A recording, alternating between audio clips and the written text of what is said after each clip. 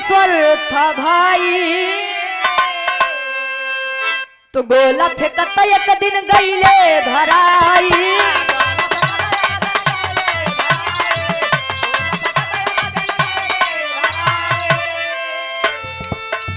अरे निकली है सोच के, अरे निकली है सोच के धार वीरो बन के, जवानिया बन गए आकार वीरो बन।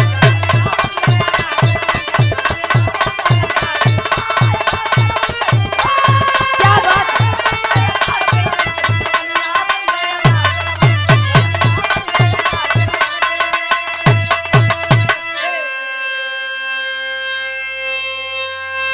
दोनों भाई बहन वही काम कर रहे हैं और आज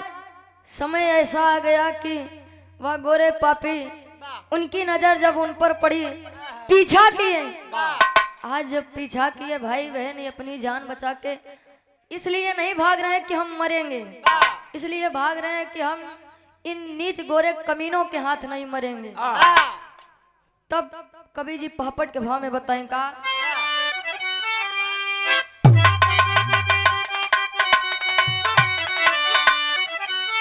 अरे मही गोद में जन्मे, अरे तो मही गोद में जन्मे वीर नगीना भारत माता के।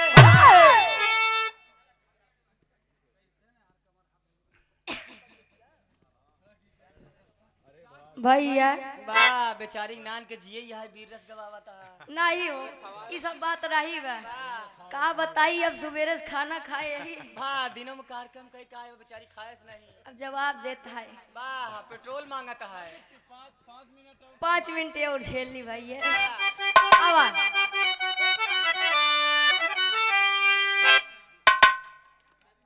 अरे तुम ही गोद में जन्मे,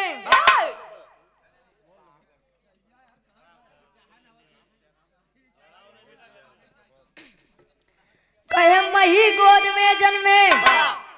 वीर नगीना भारत माता। अरे तुम ही गोद में जन्मे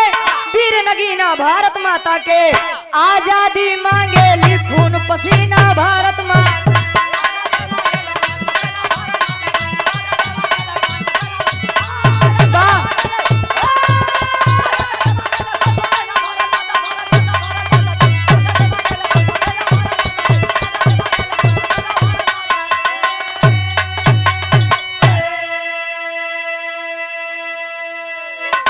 आप परम सम्मानित धर्म के चाचा जी बबून यादव जी इसी गीत को समझते हुए सिंहहर कला की पावन धरती से 21 रुपए का महान आशीर्वाद गोड़ छुके पहली बार आशीर्वाद के 4 है। अरे चले दनादन गोली गोला तो छुप के भागा सपूत हो,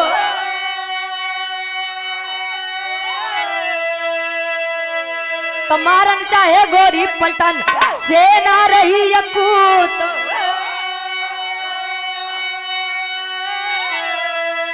अरे तुम मारन चाहे नीच, अरे तुम मारन चाहे गोरे नीच कमीना भारत माता के। अरे तुम मारन चाहे गोरे नीच कमीना भारत माता के,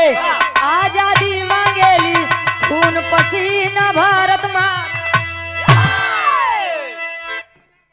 चले दनादन गोली गोला तो छुप के भागा सपूत हो। देखा पहले के जितनी फिल्म बने कोनो न कोनो चीज पे आधारित रहे, अरे वो वाले कहाँ शुरू करता है कहाँ खत्म करता है कुछ ये तो पता है नहीं, लेकिन मनई देख के अंदाजा लगा सकत है कि सारा खेल या तो है मां लड़की बरे होत बा या तो लड़का बरे होत बा, शुरू से होए लास्ट में जब मिल जाइए तो दा इंड भैया या कॉलेज में मिले ही या हॉस्पिटल में। तू कहाँ मिला रहे भैया। आज भाई बहन को पीछा व गोरे पलटन करते हैं, भाई बहन अलग अलग दिशा में जब फैल गए तब सरिता के साथ हुआ क्या, आल्हा के भाव में कवि जी बताओ।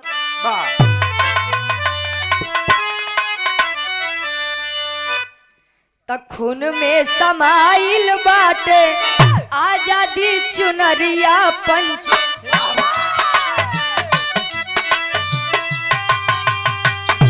देशवा के लाखों पूत भइलन कुर्बान।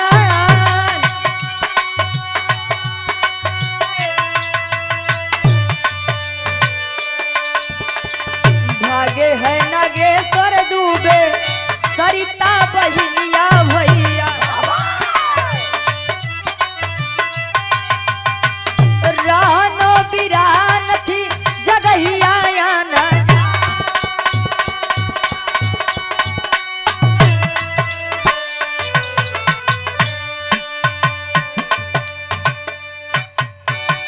खून में सनाइल बटे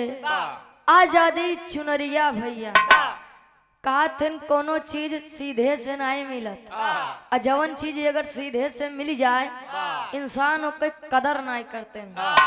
भारत देश आजाद करावे के चक्कर में न जाने कितना महतारी अपन लड़का खोइन कितना पत्नी अपन पति खोइन कितना बहन अपना भाई खोइन लेकिन आज वाले अपने अपने मस्त हाँ का करवे भारत पर अंग्रेज शासन करने के लिए नहीं आया था सिर्फ और सिर्फ व्यापार करने के लिए आया था लेकिन जब वो देखे कि सब ये अलग ही अलग आपस में फूट बा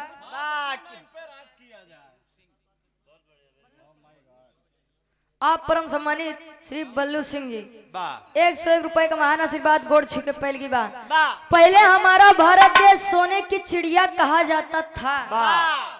जाता था अब भैया गोबरों की चिड़िया काहे बरे या भारत देश में इतना धन दौलत हीरा सोना चांदी रहा कि अंग्रेज का देख के नियत बदल गए कहा है सब अपने में मस्त काहे ना इनके ऊपर शासन किया जाए पहले राजतंत्र चलत रहा नहीं अब लोकतंत्र चलत बा भारत देश जब आजाद हुआ डॉक्टर BR अम्बेडकर साहब बाबा साहब भारत के लिए सोचे कि आजाद तो हो बा लेकिन अपने भारत देश का चलावे खातिर एक संविधान होए का चाहिए हमारा संविधान 26 नवंबर 1949 को बनकर तैयार हुआ लेकिन लागू 26 जनवरी 1950 को हुआ ओका बनवे सोचा 2 वर्ष 11 माह 18 दिन लग गया बात तो बड़ी बड़ी पुराण लिख जावत है 63,96,729 रुपया खर्चा भैया लेकिन केहू कदर नहीं भे भैया होए सब का होए लेकिन जब सब चीज निकल जाए तब कहीं अब पछताने होत का जब चिड़िया चुग गई खेत बाकी समझदारी आप सब है आगे जब सरिता के पीछे गए जगह अनजान थी सरिता एक बड़े से जलाशय में गिरकर उसकी जान चली गई बागी नागेश्वर दुबे को वानीच पकड़ते हैं 1.5 साल मुकदमा चला और आखिरी में फांसी की सजा सुना दिया आखिरी में खड़ी के भाव में कहना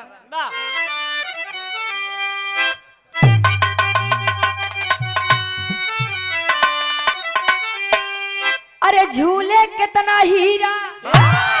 अरे तो झूले कितना हीरा फांसी के झूलना तो झूले कितना हीरा अब फांसी के झूलना तो पहली हिंद की धरती आया आजादी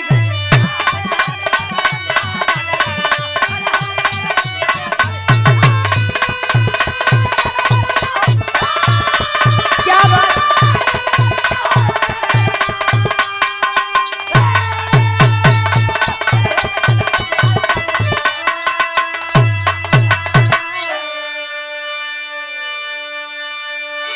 अमर सपूतन के अब अमर बा कहानी हो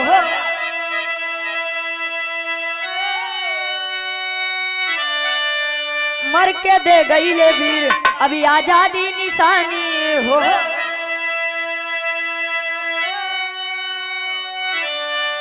अरे आजादी दुल्हन को खूब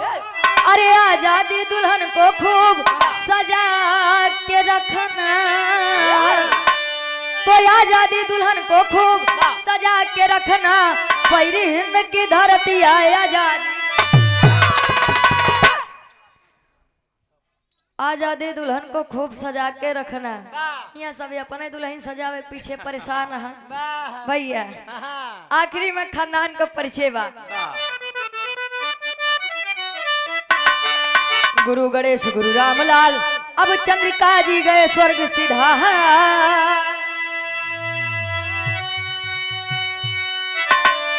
अरे तो कथन करे कबीर राधे श्याम सूर्य पधार।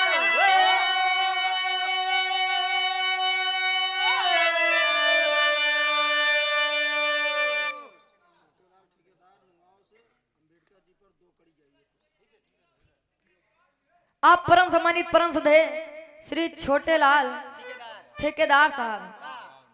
नवाओं की पावन धरती से 51 रुपए का महान आशीर्वाद। अच्छा ये भैया अंबेडकर जी खातिर चला लैला।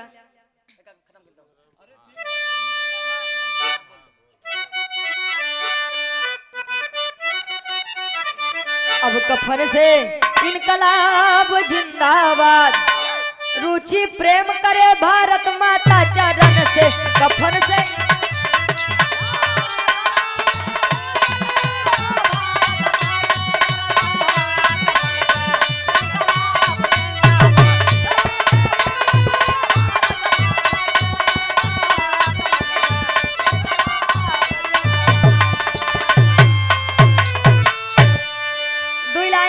बाबा साहब खातिर ओकर बाद हर नंबर बा फरमाइश रही।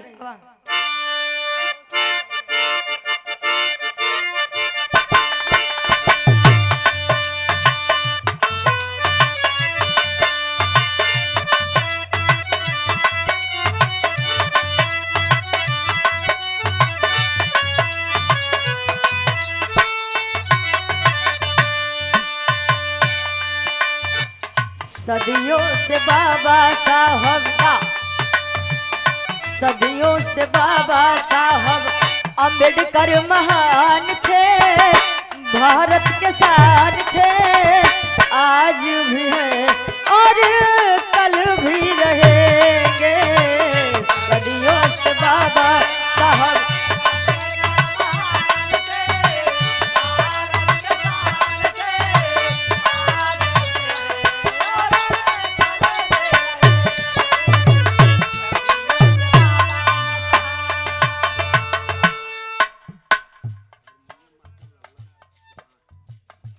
हारमोनियम के बहुत ही सुंदर वादक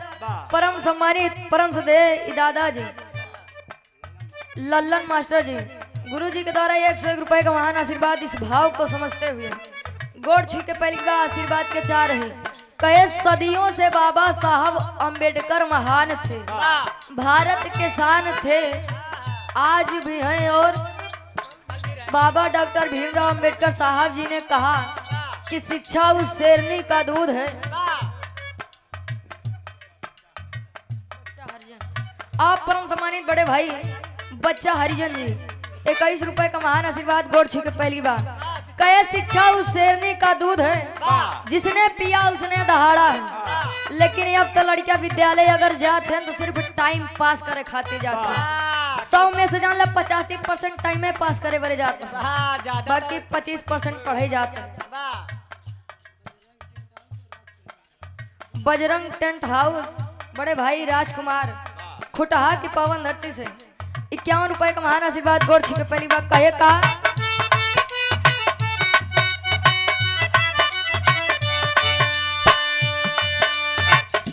जन्म कर भी नहीं लेते जहां में हम नहीं होते।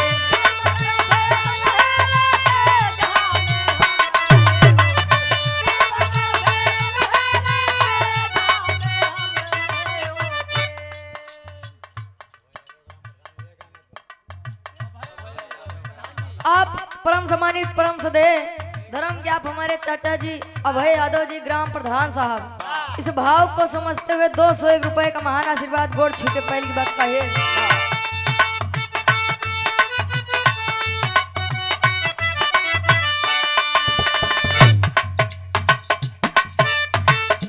ऊंचाई बाबा साहब का जमाना छू नहीं सकता।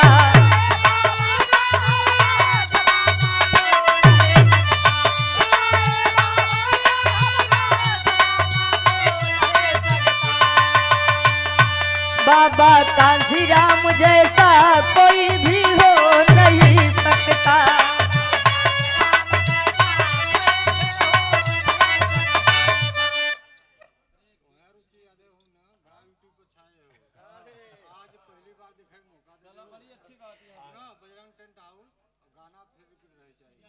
बस बस भाई आप परम सम्मानित बजरंग टेंट हाउस 51 रुपए का महान आशीर्वाद इमरे राजकुमार चाचा जी वाह गोड़ छू के पहली बार आशीर्वाद के चाह रही वाह कहा था तू ही ने रुचि यादव हो ना अब तू विदा है दोबारा बताई दी भैया हम रुचि यादव प्रतापगढ़ से वाह 100 पढ़ाई एक प्रतापगढ़ है वाह वाह वाह रुचि यादव कहे का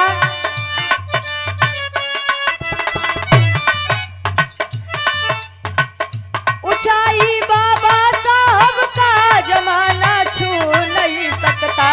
बाबा कांसी राम जैसा कोई भी हो नहीं सकता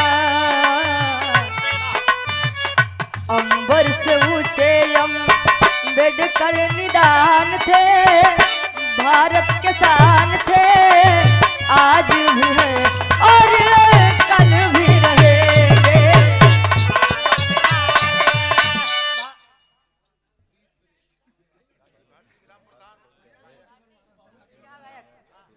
आप परम सम्मानित विराह के बहुत ही सुंदर कलाकार हृदय के गार्जियन जी आप परम सम्मानित गुरु तुल्य श्री लाल जी भारती जी 101 रुपए का महान आशीर्वाद गोड़ छू के पहली बार आशीर्वाद के चाह रही भैया बाहर नंबर बटे आप सब बाहर से मनोरंजन इंटरटेनमेंट लें वाह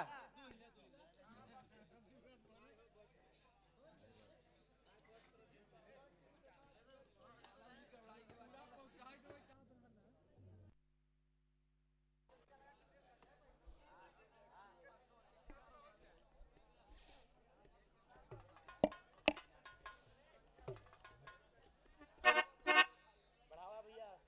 बेटा